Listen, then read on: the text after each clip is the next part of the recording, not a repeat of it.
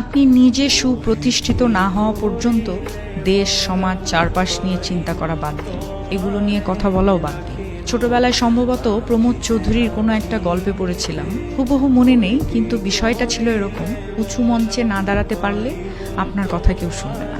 সারাদিন কথা বলছেন, মন্তব্য করছেন, প্রতিবাদ করছেন, প্রতিক্রিয়াশীল হয়ে তেলে বেগুনে জ্বলে উঠছেন, কখনো সুশীল সেজে বিশ্লেষণ করছেন, গোয়েন্দার রূপ ধরে অনুসন্ধান করছেন, কোনো লাভ নেই।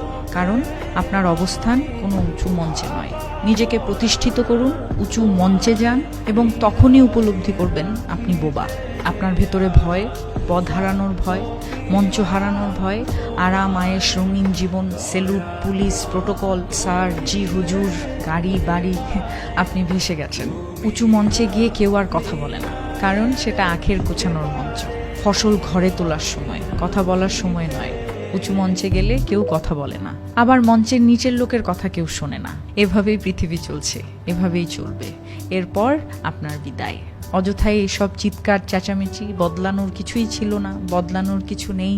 শাসন করে মূর্খ, চোখ রাঙায় দলবল, বিদায় পরিচিতা আকাশ ক্লান্ত। তার কাছে যাই।